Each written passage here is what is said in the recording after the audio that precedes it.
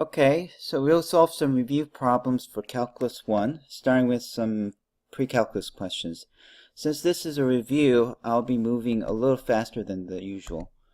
Okay, so find the domain and range of the following functions: f of x, square root of 5 minus 2x. Okay, well, inside the square root, you can't have a negative. Well, you can have a negative, but then that's going to produce imaginary numbers, and therefore since we are assuming functions to only produce real numbers, we need the inside to be 0 or positive. Okay, we can solve this inequality by saying that 5 minus 2x, by adding 2x both sides, and then you get 5 like that, and then dividing by 2, you get x being less than 5 over 2. Now, in terms of an interval, this is from negative infinity to 5 over 2, and since 5 over 2 is included, that will be the domain. Now, what about the range? Well, if you plug in x, some really large negative value, so let's say negative a million, then this will be 2 million plus 5, so square root of the 2 million, it's still some large value. So we can see that this function can have really large values as its output. However, it can't produce any negatives because square roots only produce positive numbers. So in that case, we know that the range would be starting from 0 and then go up to infinity. Okay, let's go to the second question. G of x is 4x minus 1, 2x plus 3. Now, for the domain, we know that the denominator cannot be 0. If the denominator is 0, then the function will give you an undefined value. So we don't want this to be 0. If I subtract 3 both sides and divide by 2, I see that x cannot be negative 3 over 2. Now, how do we write this as an interval? Well, draw the number line, and here's 0, and here's negative 3 over 2, and there's 1, 2, 3.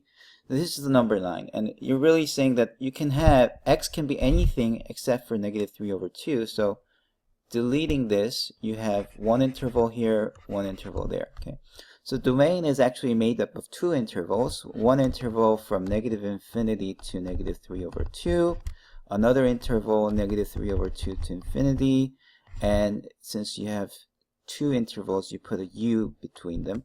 So that's the domain.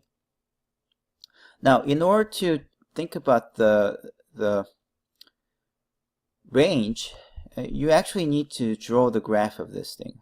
What's the graph of this rational function? Well, you learned in pre-calculus that, let me just erase this part a little bit. Okay, you learned in pre-calculus that such a rational function will have a vertical asymptote and a horizontal asymptote. So let's see. The horizontal asymptote is really the ratio between these two numbers, 4 over 2, which is equal to 2, right? So you're going to have a horizontal asymptote here. And also at negative 3 over 2, you're going to have a vertical asymptote. Negative 3 over 2, because that's when the denominator is equal to 0. Okay, now you can put a few test points. If you plug in 0, you get negative 1/3. So you get something here. The x-intercept is when the top is equal to 0, and that happens when it's 1/4. Okay, and since you have these 2 points on the graph, it must be some kind of graph passing through these 2 points, and it has to get closer and closer to the horizontal asymptote as you go right. And there's this vertical asymptote, so it must be going this way. And then on the other side, it's probably this one. Okay.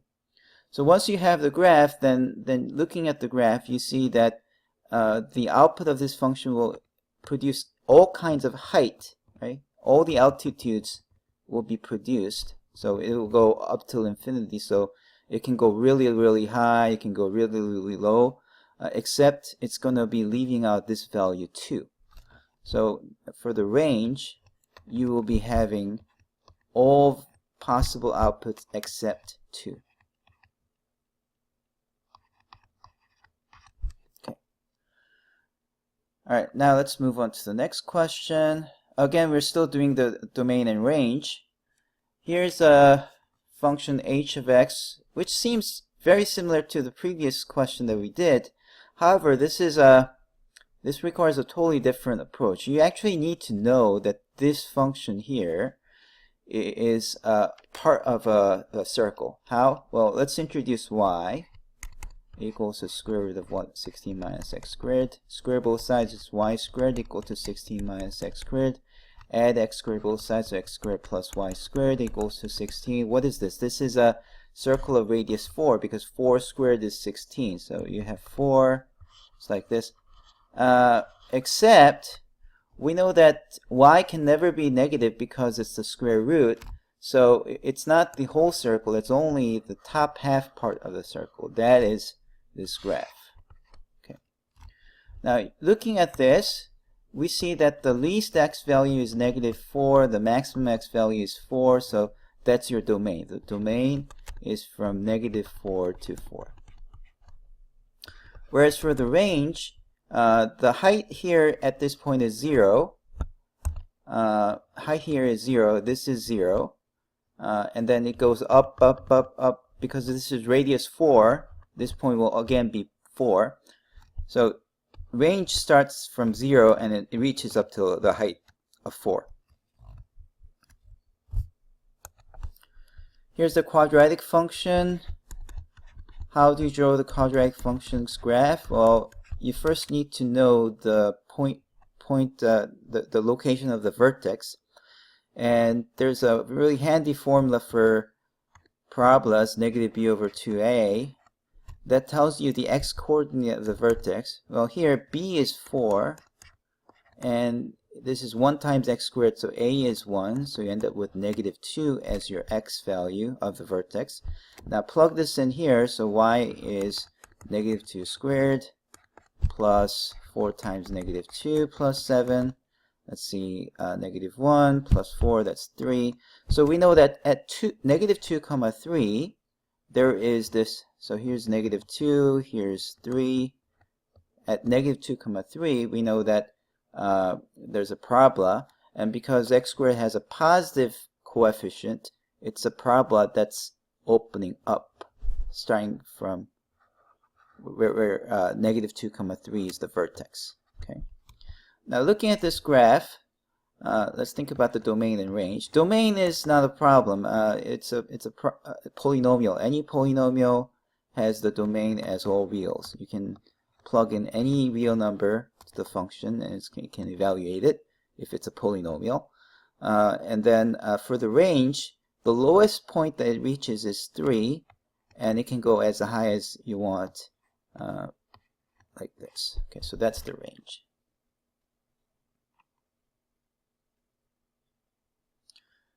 Alright, next is arcsine and arctangent. Arcsine can also be written as sine inverse of x, and tangent inverse can also be written as arctangent of x. These are the same things, just two different notations for the same thing. What are these? Well, arcsine is, if you look at this notation, this is an inverse function. What is an inverse function? It's a function that switches input and output. So what you really have to start with is the graph of y equals to sine x, and we'll think about the inverse function of this. What's the graph of sine x? The graph of sine x goes like, here's 2 pi and pi, and then pi over 2, and this is 3 pi over 2, 0, 1, 0, -0. So that's the sine graph. And then because it's a periodic function, the same kind of pattern is repeated. Okay. All right, now let's think about the inverse function. To have an inverse function, you need the function to be what we call a one-to-one function. How do you know whether a function you have is a one-to-one function or not? Well, you first need to use the horizontal line test. You draw a horizontal line, and if it meets the graph more than once, then it's not one-to-one, and therefore you can't have an inverse function. So what's going on? Well, when you were first introduced to sine inverse function, you were also taught this concept of one-to-one, and you're also taught that sine x is not one-to-one. So the function itself, you can't come up with an inverse function. However, in order to really define a sine inverse function, you need to restrict the domain of the sine x. Okay. All right. Oops. Sorry. Let me go back. All right. Okay. So you need the graph of this. You need to restrict the domain of the sine x so it passes the horizontal line test.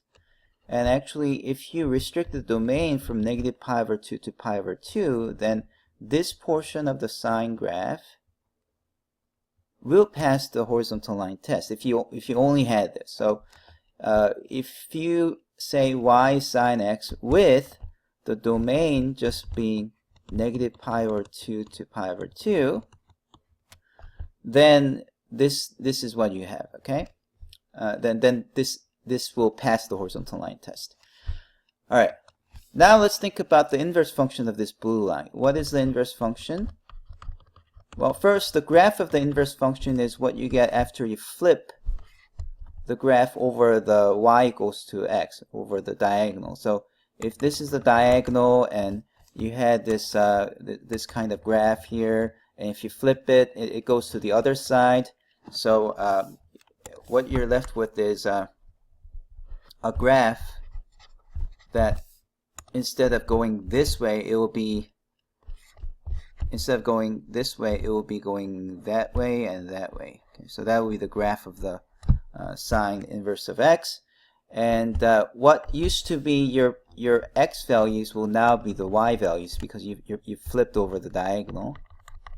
Or another way to say it is inverse functions switch x and y. So what used to be the x value will now be the y values. Okay, now let's ask what is these two values? Well, these two are the highest and lowest values in here. And we know that the highest value is 1, the lowest value is -1, and therefore these will also be 1 and -1. And using this graph, we can read that the domain is from -1 to 1. And the range is from the lowest is negative pi over 2, and the highest is pi over 2. Okay. Similar story with tangent inverse of x. We have to start with the graph of y equals to tangent of x, which I hope you remember. This is the graph that looks like this. It has a vertical asymptote at pi over 2 and negative pi over 2. And actually it's a periodic function, so this thing will repeat itself. But again, if you do not restrict the domain, then it's not going to pass the horizontal line test. Therefore, you really want to take only this portion of the tangent function. So you want to restrict the domain to be between negative pi, from negative pi over 2 to pi over 2. And then take the inverse function of this. Okay. Now, why am I using rounded brackets rather than the square brackets? That's because at pi over 2 and negative pi over 2, the tangent is not defined. It's a vertical asymptote there. So that's why you need the round brackets. Okay, now let's think about the inverse functions graph. Again, you flip this above graph over this diagonal. So what used to be on this side should go over that side. So the graph you're going to get will be something like this. Okay, with this being pi over 2. And here, this is negative pi over 2. And the graph goes like this. And let's see. So what's the domain then? Well, because the range here is from negative infinity to positive infinity. It's a vertical asymptote. Near the vertical asymptotes, the graph goes to either positive infinity or negative infinity. So the range here is from negative infinity to positive infinity. Therefore, the domain of this graph will be from negative infinity to positive infinity. And the range is what you used to have it as the domain. So another nice fact that you should know is that when you take the inverse function of something, the domain and range of the inverse function is like taking the old domain and range of the function you had before and taking just switching the two around. So domain will be range will be the domain.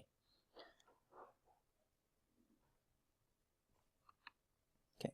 Find the exact values of the following trigonometric functions without using a calculator. Alright, I already explained in several videos how to know the exact values of sine and cosine at those special angles. So if you are still not good with that, you should review those videos. So for example, sine of 2 pi over 3, if you draw the sine curve like this, here's pi over 2, that 2 pi over 3 is 120 degrees. So it's a large value, so this is square root of 3 over 2. Okay. How about 22 pi over 3? Well, this is bigger than 2 pi, so you need to think about the coterminal angles, or else it's really hard to figure out what this is. Okay, so let's think of it this way. If you divide 22 by 3, that's 7 times 3 is 21, and you get 1 as the remainder. So it's really, this thing here is actually 7 pi plus pi over 3. Okay, 7 and 1. Okay, so since you can subtract as many 2 pi as you want and still get a coterminal angle, the values of cosine and sine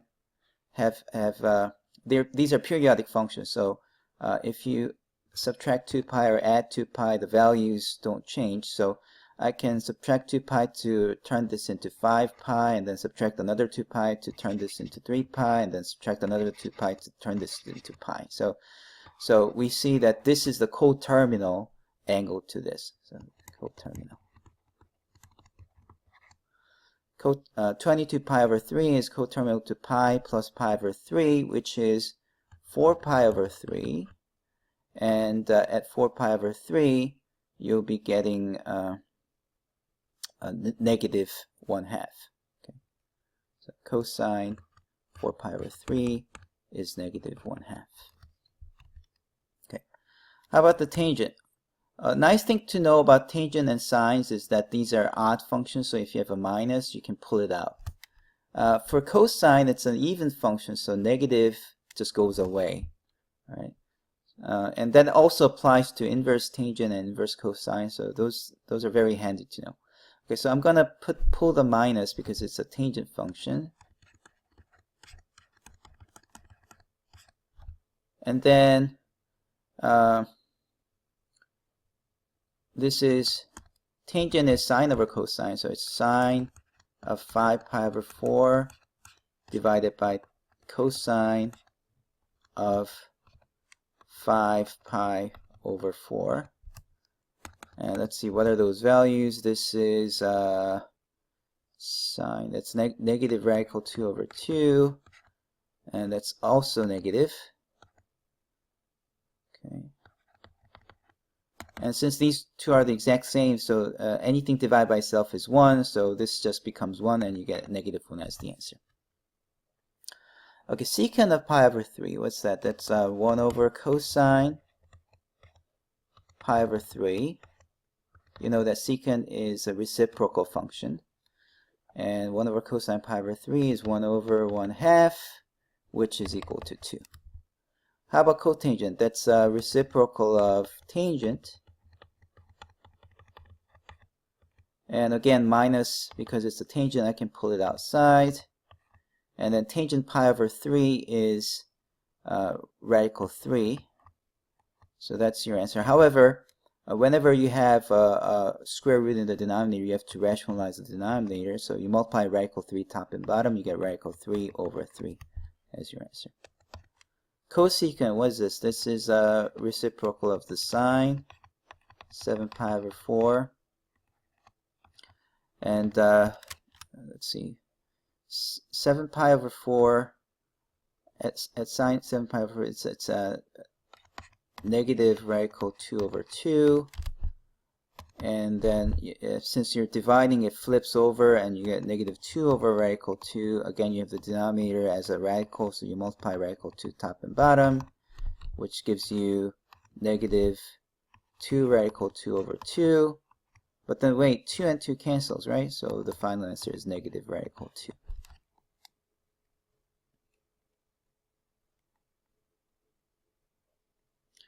Find the two solutions for each equation. Give the answer in terms of radians. Okay. So first 2 cosine of x equals to, if you subtract 3 both sides, you get -1. Dividing by 2, you get -1/2.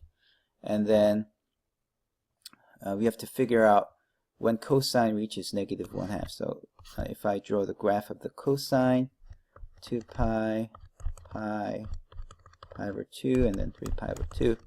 The graph of the cosine starts from 1, goes down, goes up.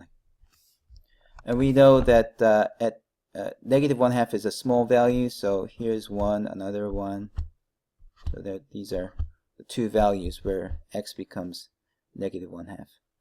Alright, I'm more comfortable with degrees, so let's start with the degrees and let's change it to radians. So here, because it's small, medium, large here, and it's a small value, it's closer to the 90 degrees. This is 90. 90 plus 30 degrees is probably this angle. Okay. This is 270 degrees, again, because this is large, small, medium here, large, medium, small here. So to get the small value, you should be only 30 degrees away from 270 degrees. So 270 minus 30 will be 240 degrees. Okay. Now, what is 120 degrees in radians? Well, 120 is twice of 60 degrees, and I remember 60 degrees is pi over 3. So it's 2 pi over 3. And 240 degrees is just twice of 120 degrees, so it must be 4 pi over 3. So those are the two answers. X equals to 4 pi over 3 or 2 pi over 3.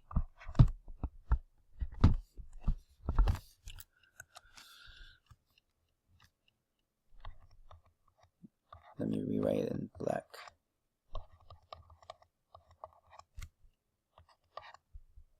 Okay. All right. Next is 4 sine squared of x equal to 3. If I add 3 both sides, I get 4 sine squared of x equals to 3. And if I take the square root both sides, I get 2 sine x equals to square root of 3. Now, you have to be a little careful here.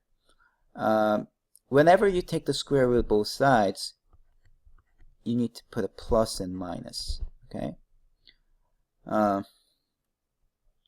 So you end up with sine of x equals to plus or minus 2 radical 3 over 2. No, sorry, it's just radical 3 over 2. You're dividing both sides by 2, and it's just radical 3 over 2. Okay, what is this? That's just a large value, plus or minus, right? So if you draw the sine graph from 0 to 2 pi, it's like this. And we are only looking at the values where it's large, okay, the large values.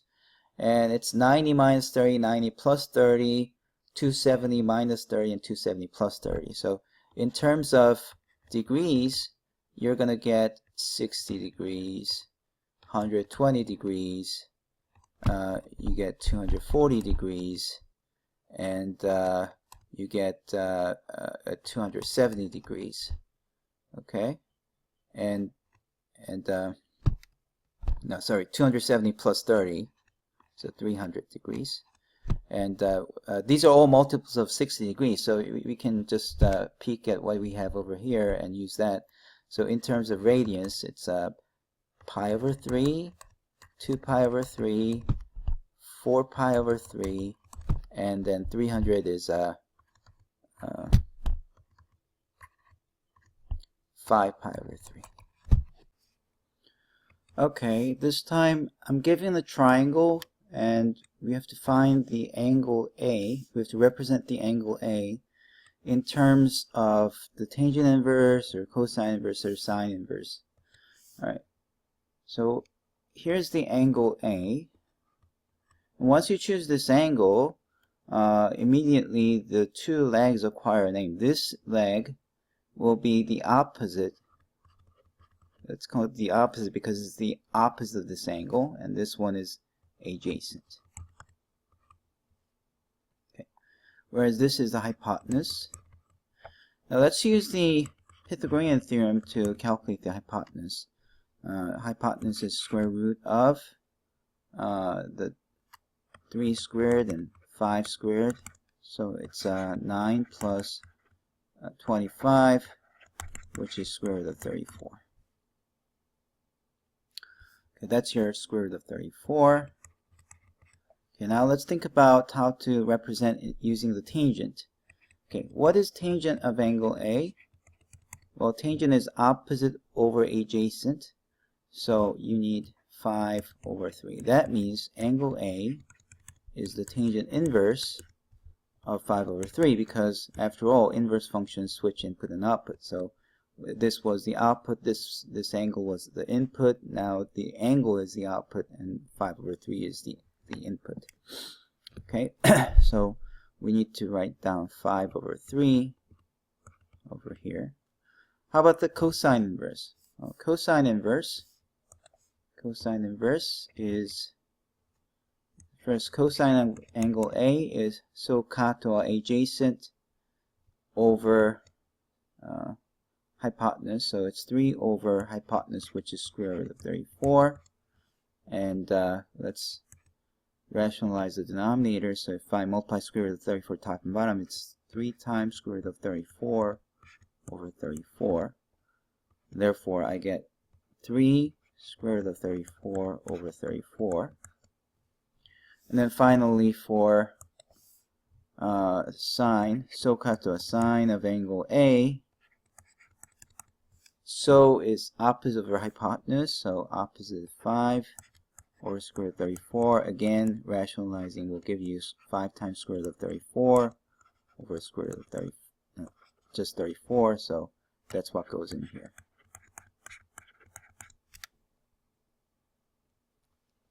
Okay, next question. Find the exact value of the following expressions. Alright, so what is the arc sine of negative 1/2? Well, you're looking at, here's the sine graph, and remember when we talk about the arc sine, it's the restricted sine function that we're looking at. And negative 1/2 is a small negative value. It's over here, so it must be negative 30 degrees. So arc sine of negative 1/2 will be negative 30 degrees. Or in terms of radians, it'll be negative pi over 6. And then sine of negative pi over 6 is this value, so you're back to negative 1/2. So you can basically think of this as, you're composing sine and its inverse function, so they just cancel each other. Okay, while that analogy is helpful, sometimes it fails because of the very fact that arc cosine or arc sine, those are not inverse functions, but the inverse function of some restricted function. So here, it's very tempting to cancel these two, but you can't because 5 pi over 3 is not in the restricted domain.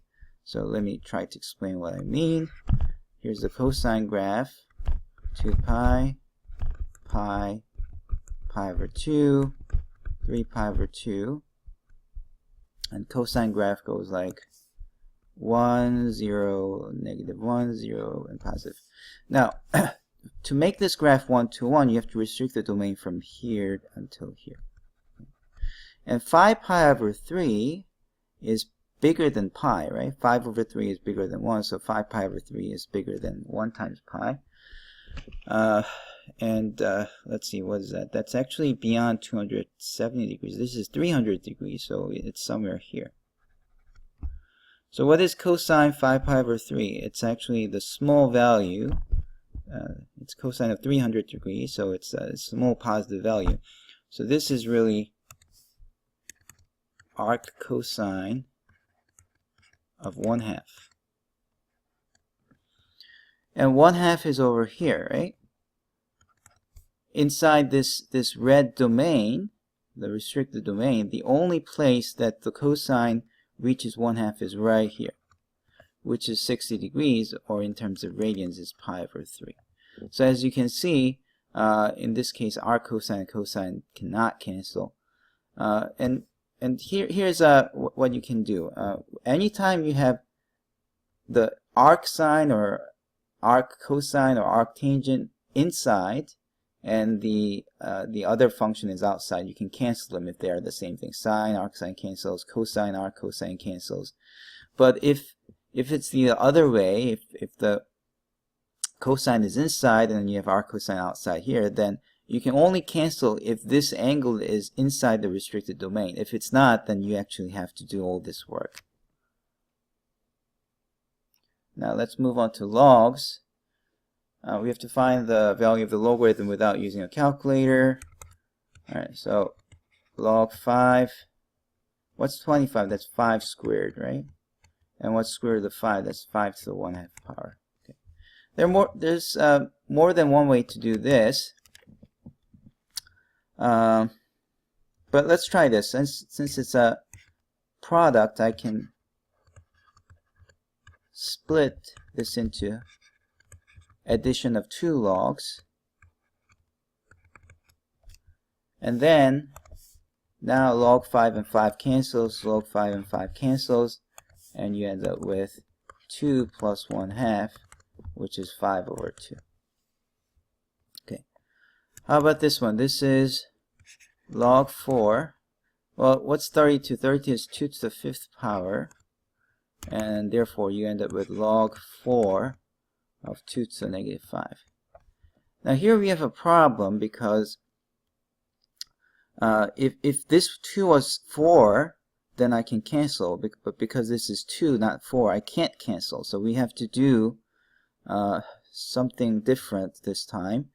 And one of the ways you can do, this is not the only way, but one of the ways you can do is to use the base change formula. What is the base change formula? Well, you're allowed to change the base into something else.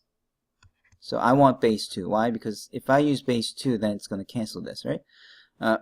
The base change formula says what's inside the log becomes the numerator, and the old base appears in the denominator. Okay, so this is the base change formula. I can choose instead this to be like 3 or 5 or e or 10 or whatever, but I chose 2 because if I choose 2, then it cancels. Okay, so the top one now can be canceled to give you negative 5. What about the bottom one? This is 4 is 2 to the squared, right? Therefore, log 2 and 2, they cancel, and you end up with just negative 5 over 2.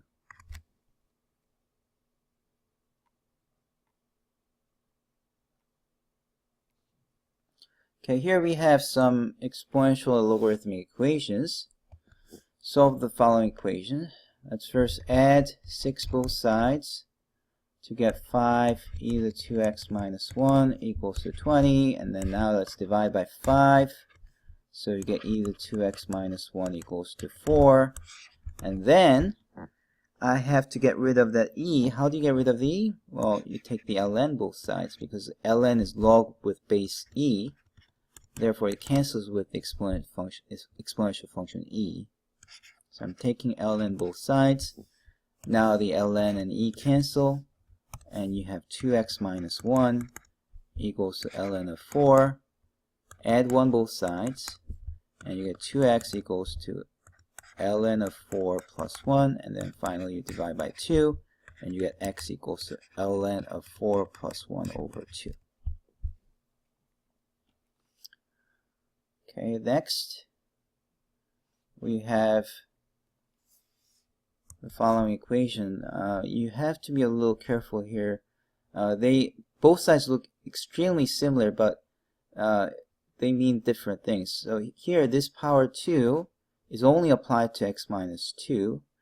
So if you're computing this for some values of x, you first calculate this, square it, and then you take the log. However, on the left side, you're taking the log first, and then you're squaring it. So they're different. Now, I talked about the frog over the log rule, saying that the exponents inside the logs can hop over the log. So this 2, because it's inside the log, that can hop over it, and you can rewrite it as log 2 log 2 x minus 2. Whereas on this side, this 2 can't, because that's outside the log. You have to calculate the log, and then you're taking the square. So on the left side, we can't do anything else. We're stuck with this. Okay.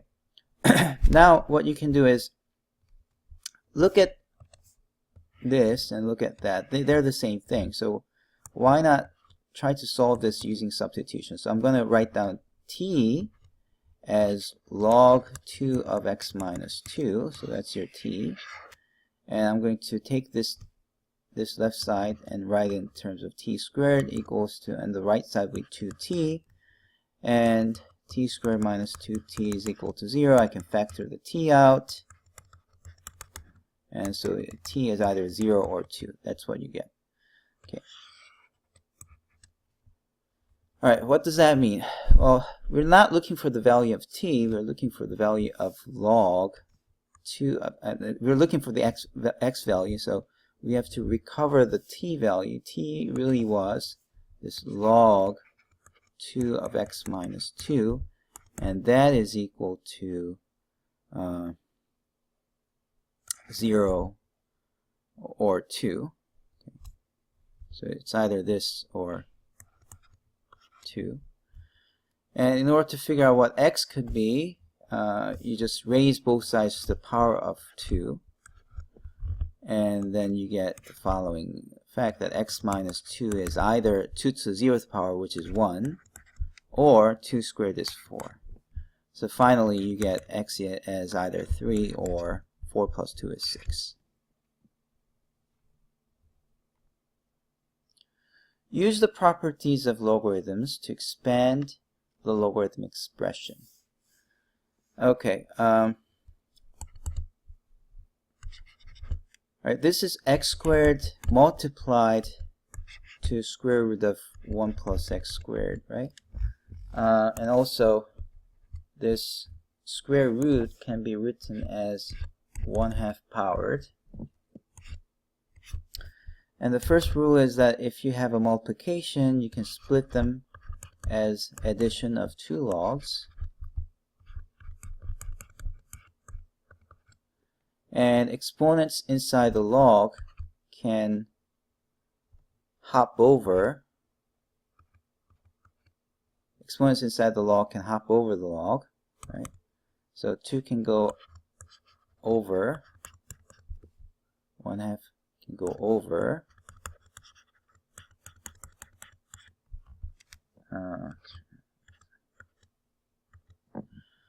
and then the next question is, can you do more? Can you expand more? Well, it's very tempting to expand this log, but you can't. There is no rule which can kind of split a log with an addition into 2 additions or anything. So you're just stuck with this. So this is the most you can do. Now let's think about this one. Again, you see a product. So I can write it as 3x ln, and then square root is like 1/2 power.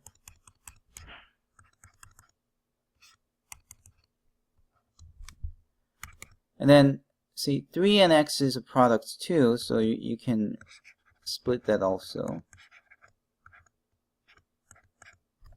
1/2 is a multiple, so I can bring it in front.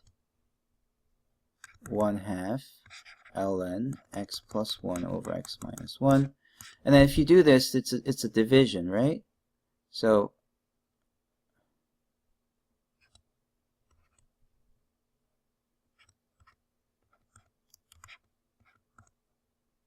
it's a division, so therefore you can split it into 2 logs as a subtraction.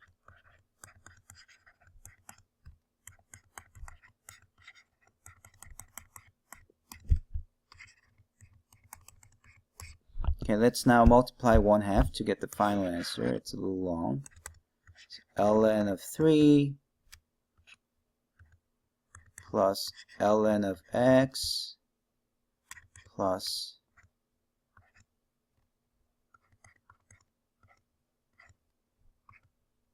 I'm sorry, there's this bug in Microsoft Word. It seems to be addressed in the newer version, but I can't seem to figure out these disappearing pen strokes. Okay, so you have 1/2 ln of x plus 1 minus ln of x minus 1. 1/2 is multiplied. So that is the final answer.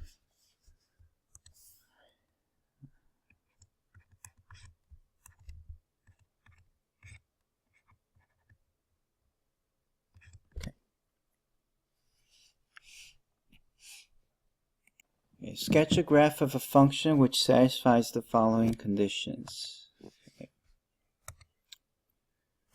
You have -3 and you're approaching from the left, and you need it to be -4. Okay, so let's see what that should mean. So here's, let's say this is -1, -2, -3. Let's say this is -3. And let's just say that's -4. And you have to be approaching -4 as you come from the left. Now, this question has more than one answer. So in order to satisfy this, it could be a graph that goes like that, or it can be coming down like that, or straight. It doesn't matter. Okay. All right. How about the next one? If you're approaching negative from the right, it should be approaching 2. So let's see, 1, 2, and you're trying to approach 2, and as you come from the right. So that's what you need. You come from the right. Okay, this one says here's 1, and when you're approaching 1 from the left, it has to go to positive infinity. Wow. So if it's going to positive infinity, that means you have a vertical asymptote there, right? So there should be a the graph should be going up like that. So it should be like that, going up. And then if you're approaching from the right, it has to approach 0. So here's 0, it should be approaching 0.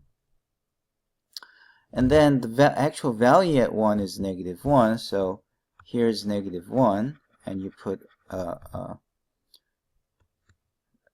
solid circle, a closed circle right here, because that's the actual value. So this is just the limit as you're coming from the right, and this is the actual solid circle. Okay. Now you might wonder what kind of graph would have such a strange graph? What kind of function would have such a strange graph? Well, it should be just some kind of piecewise function. So I think you will need at least like 4 definitions. One here, another one here, another one there, and another one there, and using f of x as like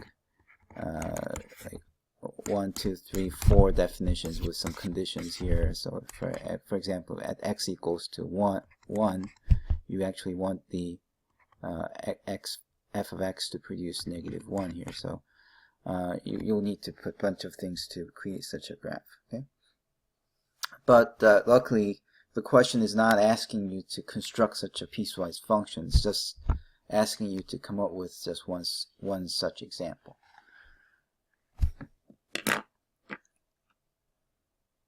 Find the limit. You must justify the result.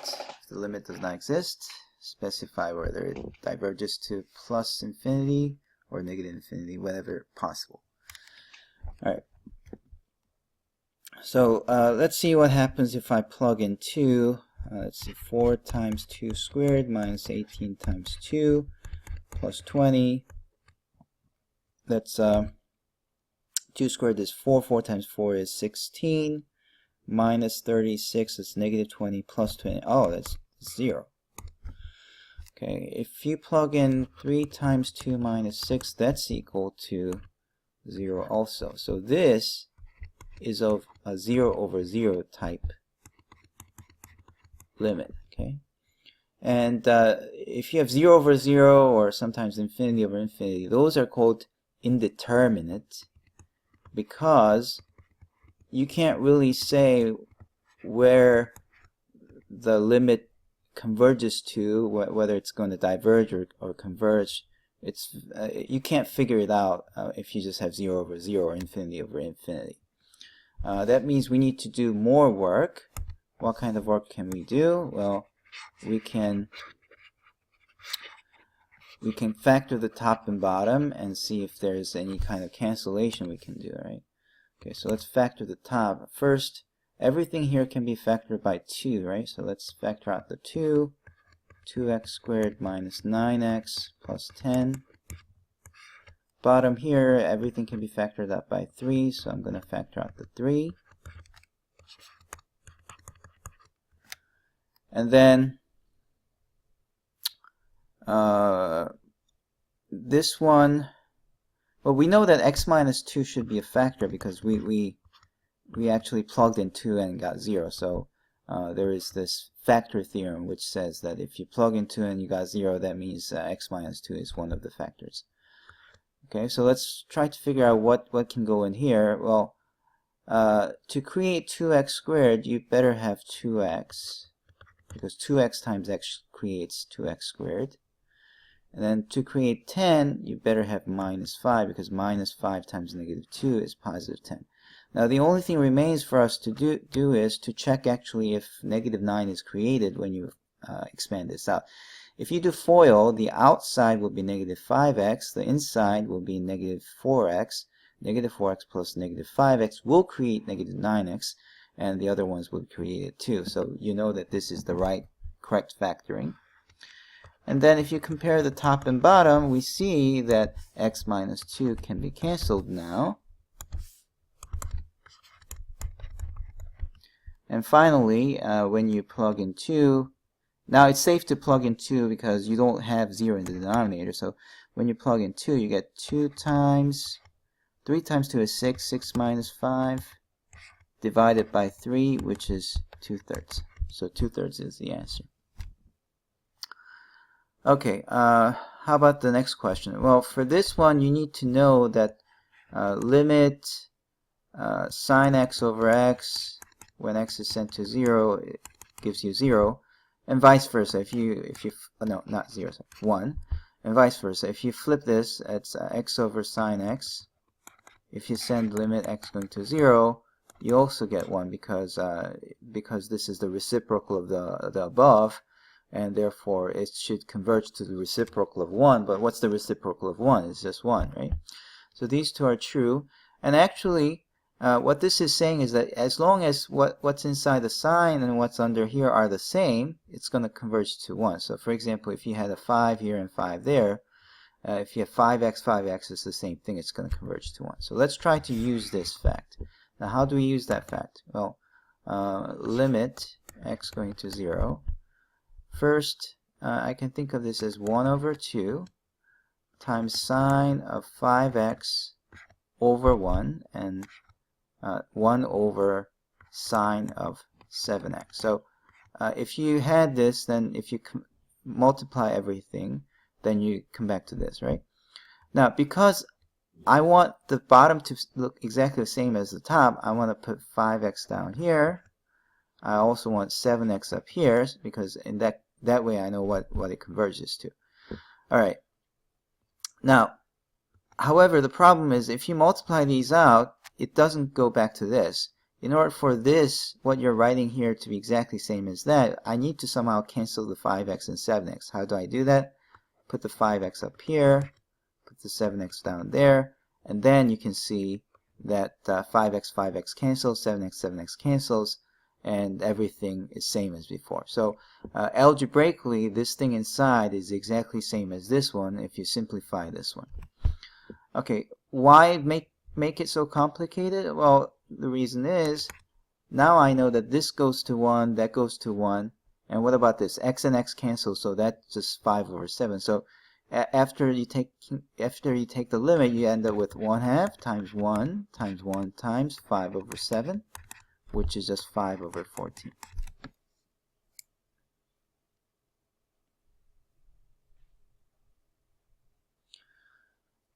Okay, in the next question, every time you see 1 minus cosine x, what are you supposed to do? You should multiply 1 plus cosine x, because you can use the difference of two squares. If you multiply the difference and a sum, it's the difference of two squares. Let's factor out an x squared to simplify. Then if I factor out the x squared, it's 3 minus x. 1 plus cosine is still there. It's good to have things as factored as much as possible. Okay. Now, 1 minus cosine squared is the same as sine squared. This is a basic trigonometric identity. And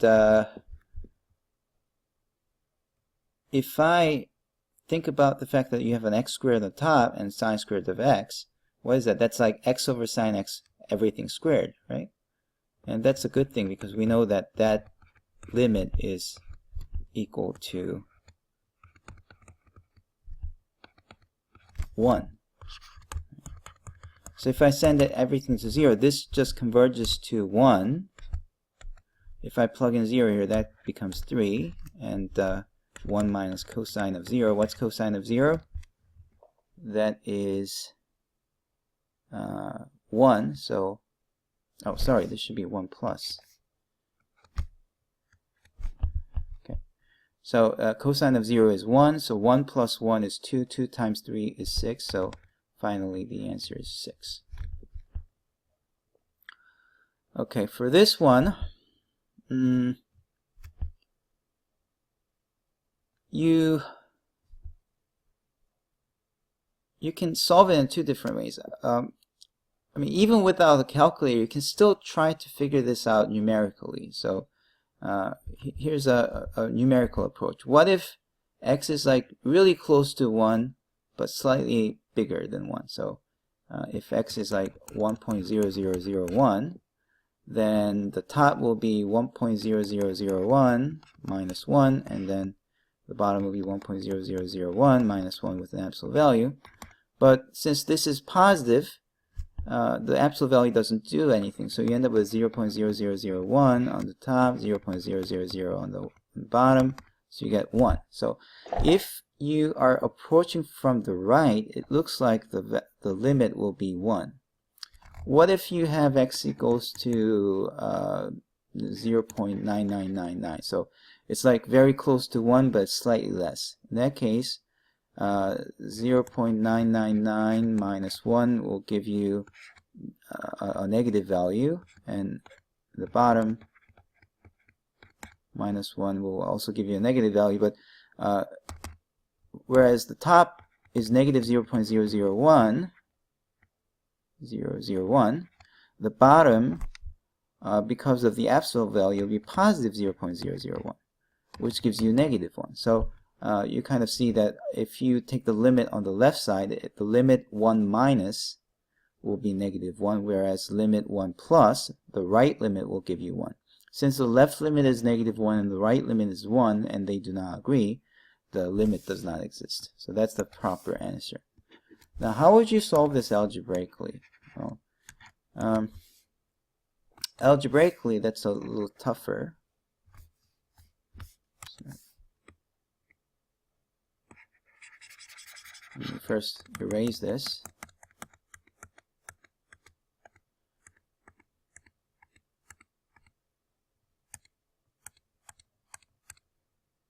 Okay, maybe a better way to erase it will be just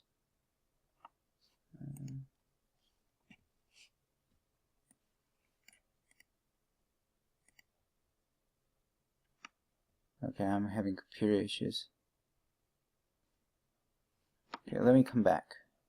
Okay, to do this algebraically, you need to know the following fact. What would you get if you wrote down absolute value of x as a piecewise function? Well, if x is positive, then absolute value will do nothing, right? If x is 0, it will still do nothing. However, if x is negative, what would it do? It will turn x into a positive value. So since x is a negative thing, to make it positive, you need to put a minus. Now this it makes a lot of people confused. All your life you're taught that absolute values will make things positive, and suddenly you're seeing a minus sign produced by an absolute value. But don't be fooled by the looks, because although this looks like a minus, since x itself is negative, that's our assumption, you need this minus to turn that into positive. So although this looks like a negative thing, it's really a positive thing. So let's think about this, like negative of -1. Is this positive or negative? Even though you have this minus, overall it's a positive thing, right? Okay, so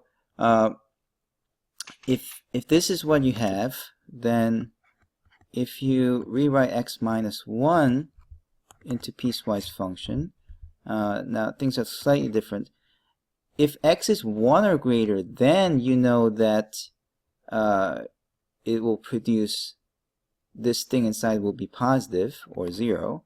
So in that case, the absolute value will do nothing. Whereas if x is less than 0, then since x minus 1 will be negative, how do you turn this into positive? You want to make it as positive, right? Okay, so using this, you can compute the left and right limits in the following way. So first, limit x going to 1 plus of x minus 1 over absolute value of x minus 1. Since x is greater than 1, the absolute value won't do anything, and therefore it's just going to give you x minus 1 over x minus 1. Absolute value will just be taken away. And then you see that since you're dividing the same thing by itself, this is just 1. So the right limit is 1. Whereas if you're taking x going to 1 negative of x minus 1 over absolute value of x minus 1, this time when x is less than 0, you need a minus sign in front, right? So that's going to give you minus in the denominator.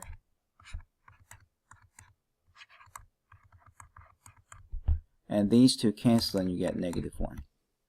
And therefore, since the two limits, the left limit and the right limits, do not agree, the proper answer for this is does not exist.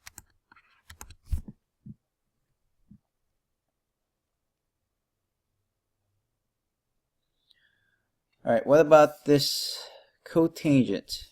Right? Tangent is sine over cosine. So what is cotangent? Well, because cotangent is the reciprocal of tangent, instead of sine over cosine, you're going to need cosine over sine.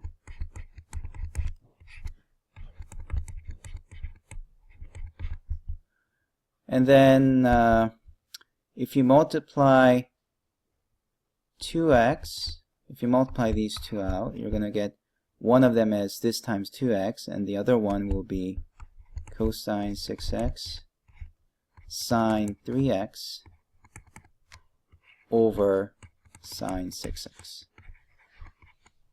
Okay. Limit x going to 0. Okay. And then we apply the trick that we just learned in the previous question. So you just rewrite this as cosine of 6x. Well, that just becomes 1, so we don't really care. What's really important is I need 6x here to match with the sine 6x. Okay? And before I had a 2x, and because I want the 6x, I need to put the 6x down here. Okay? So that's how this first one turns into. The second one, cosine 6x, I'm going to put it aside for a moment. For sine 3x, I need 3x in the bottom. For sine 6x in the bottom, I need 6x on the top. And since 6x and 3x are something I created because of the need, I need to destroy it. So 3x, 3x cancels, 6x, 6x cancels. If you cancel them, then you're back to the same thing. So I create things, but I make sure to destroy it afterwards so that I don't have something totally different from the previous one. Since these two are the same thing, if I evaluate this limit, I get the limit of the previous one. Okay, now we use the fact that this goes to 1.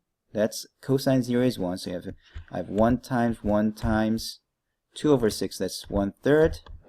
And x cancels, so that goes away. This is 1 times 1 times 1 times 3 over 6, that's 1/2. So I end up with 1/3 minus 1/2, which is negative 1/6. Okay, this time you have a log. What do you remember about logs?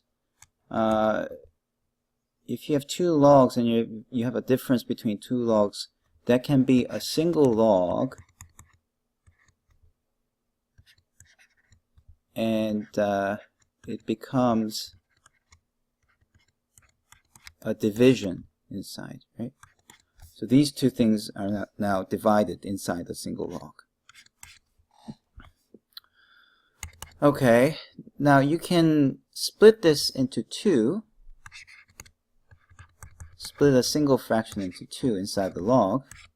So I can rewrite this as tangent 3x over x minus x over x. But x over x is just 1, right? So I can rewrite this further as first, tangent is sine over cosine, so you can rewrite this as sine of 3x over cosine of 3x times x, and then minus 1 inside the log. Okay, limit x going to 0, ln. Now you have sine 3x and x here, so we use the trick that says, let's pull the cosine 3x aside. Okay, I want sine 3x over 3x, right? And to do that, I need to cancel the 3x, and there was an x before, so that's going to create 3 minus 1. And then we can calculate the limit. This is 1. Cosine of 0 is 1. That's also 1. Sine of 3x over 3x, that's 1. 3x over x, that's 3. So this is 1 times 1 times 3 minus 1, which is 2. And therefore you get ln of 2 as the answer.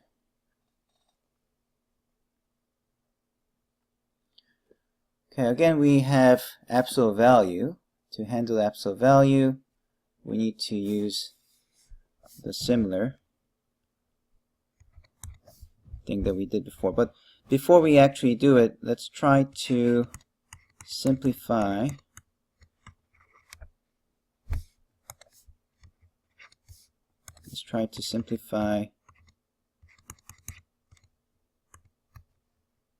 the top and bottom by factoring out the 2 from the top and factoring out 3 from the bottom. For absolute values, as long as you're factoring out the positive value, it's okay. You can factor the 3 out like this. Okay. So you have 2/3. Now here is absolute value of x plus 1. What do you do with it? Well, absolute values can be written as a piecewise function. When is this positive? Whenever x is negative 1 or greater, then it's non-negative. So in that case, it doesn't do anything. Absolute values don't do anything at all. However, if x is less than negative 1, then it will introduce a minus sign in front.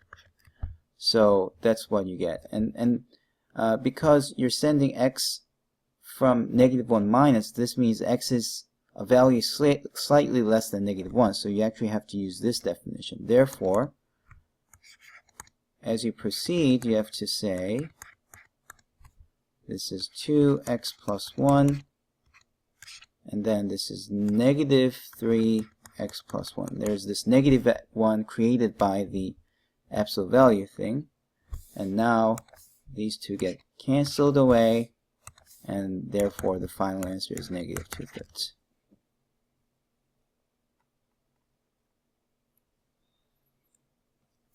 Okay, for this one, if I plug in 2,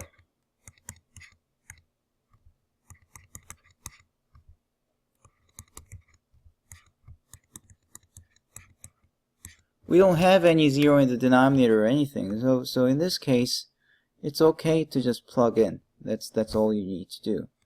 So you have to figure out what cosine inverse of negative 1/2 is, and you also have to figure out 2 and 6 cancels to reduces to 1/3, so it's pi over 3. So you just have to figure these two values out. Okay, the reason you can just plug in to get the limit in this case is because the cosine inverse and sine functions, these are continuous functions, so therefore the limit value and the actual evaluation of the function is the same. Now cosine inverse of -1/2, cosine is -1/2 at 2 pi over 3, and sine of pi over 3 is radical 3 over 2. So if you cancel the 2 and 2, you end up with radical 3 pi over 3.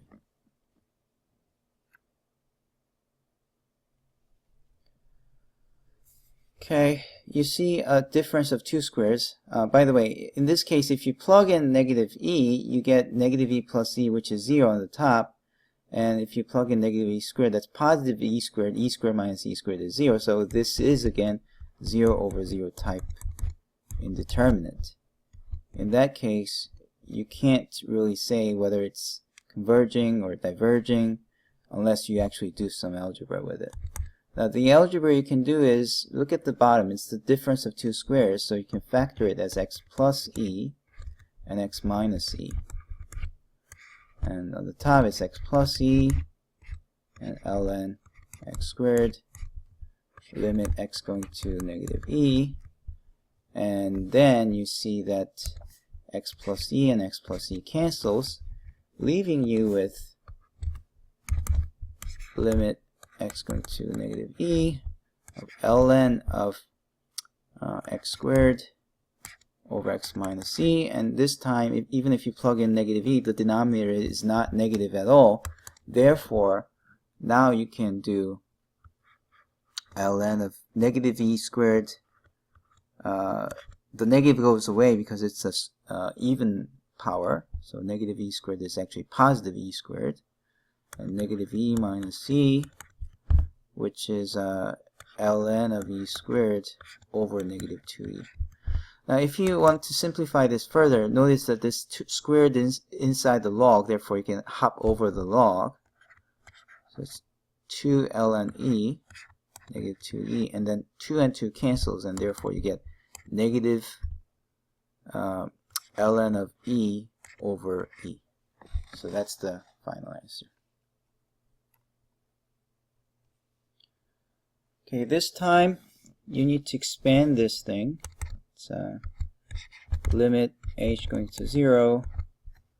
This is 2 times a squared plus 2ah plus h squared minus 2a squared h. So if you FOIL a plus h squared as h plus h times a plus h, you FOIL this out, you're going to get this.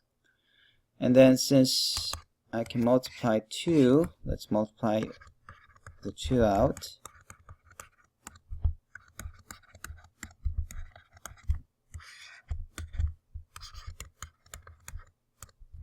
The 2a squared cancels, and then 4ah over h is 4a. 2h squared over h is 2h. And finally, if you send h to 0, you end up with 4a. Okay, here's a similar question. Again, you can handle the squares by FOILing this out. You can do x plus delta x times x plus delta x to figure out what this portion is. Okay, and since that's a straightforward algebra, I'm just going to write down the final form. If you expanded it, it's going to be x squared. Square the first, square the second one, and then when you multiply, FOIL this out, there will be cross terms, and that's 2x delta x. Those will be the cross terms. If you're not sure, try FOILing this out. You're going to see this. And then minus 2 times x minus 2 times delta x minus x squared plus 2x. When you multiply the minus, it becomes plus 2x over delta x. And I see a lot of cancellation. Here's x squared. There's another minus x squared, so they cancel. And here's minus 2x is plus 2x, so they cancel. And then now you have delta x squared divided by delta x. What's that? That's just delta x. 2x times delta x. If you divide this by that, you're left with 2x. If you divide negative 2 delta x by delta x cancel and you're left with negative 2, and you're sending delta x to 0, so you're going to get 2x minus 2.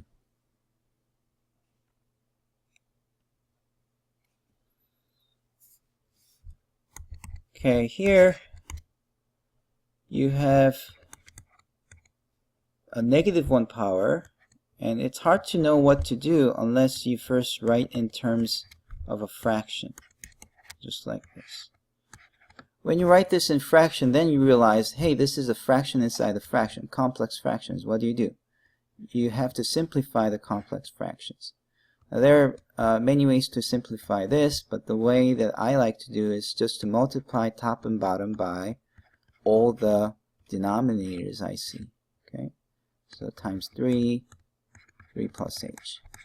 Why I do that? That's because if I multiply this to the first one, then 3 plus h and 3 plus h will cancel, and I will end up with limit h going to 0. I'll end up with just 3 left out. Okay. What about multiplying these two?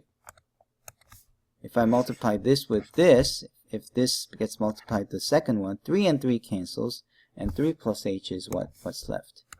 Now, when you do this, it's very easy to forget this parenthesis. Since 3 plus h is what you're left with after doing this, it should have a parenthesis because they're together. And then you have 3h, 3 plus h. Now 3 minus 3 is 0, and then minus h. So you end up with limit h going to 0 of negative h over 3h, 3 plus h. And now h cancels. And then you end up with minus 1 over 3 times 3 plus h. So you're still sending h to 0, and when you send h to 0, you get negative 1 over 3 times 3, which is 9.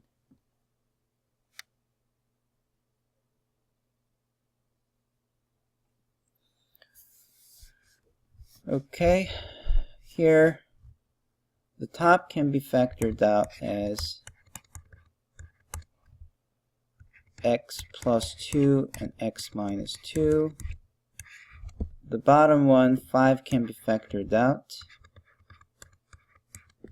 and x minus 2 is either x minus 2 or negative x minus 2, depending on whether x minus 2 value is positive or negative. So if x is bigger than 2 or equal to 2, the absolute value won't do anything. If x is less than 2, it's going to produce a minus sign. And since we're sending x from 2 negative, it's going to be using this one. So you're going to have x plus 2, x minus 2, and the bottom one now evaluates to negative x minus 2.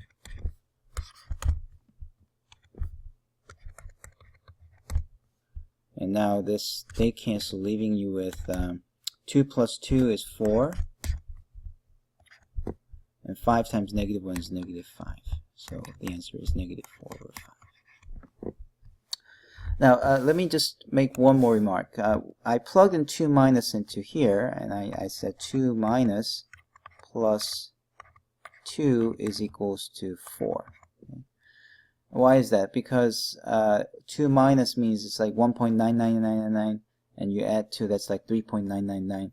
So that's close to 4. So this top will converge to 4 if you plug in 2 minus.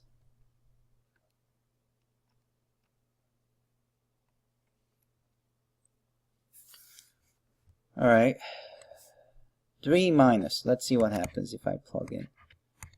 If I plug in 3 minus into there, this is like 2.9999 minus 3, so it's slightly less than 0, right? So you can think of this as 6 divided by 0 minus.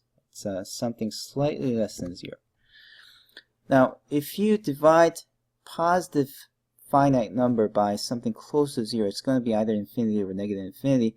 But in this case, since you're dividing by 0 minus, this thing is negative, so this will go to negative infinity. So this one will go to negative infinity, because top is positive, the bottom is negative, and the bottom is going to negative 0.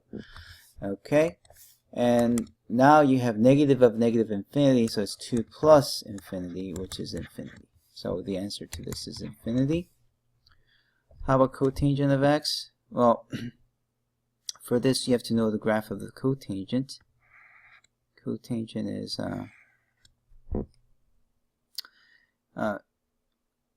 see, cotangent has the graph that looks like this.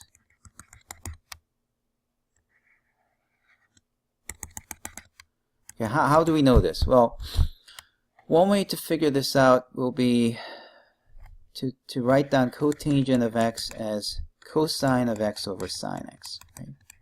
So whenever sine x is equal to 0, you get a vertical asymptote. When is sine x equal to 0? Sine 0 is 0, so you're going to have a vertical asymptote here. Sine pi is 0, so you're going to have a vertical asymptote here. And sine of negative pi. Sine of any integer times pi is 0, so those are the places where you have vertical asymptotes for the cotangent function. And then another thing that you should do is, oh, actually, I got this wrong. I'm glad I actually did this. So let's think about, this is pi over 2, that's pi. Let's think about what happens when it's between pi over 2 to pi. Cosine in here is negative, whereas sine in here is positive. So if you divide negative by positive, it's negative, right?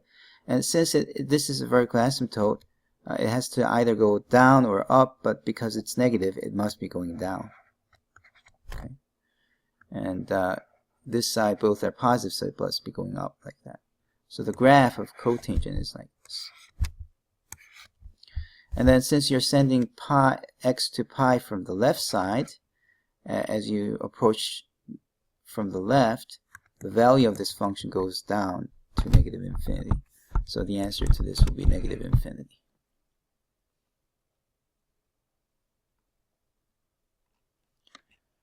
Okay, the graph of sine 1 over x is shown like this.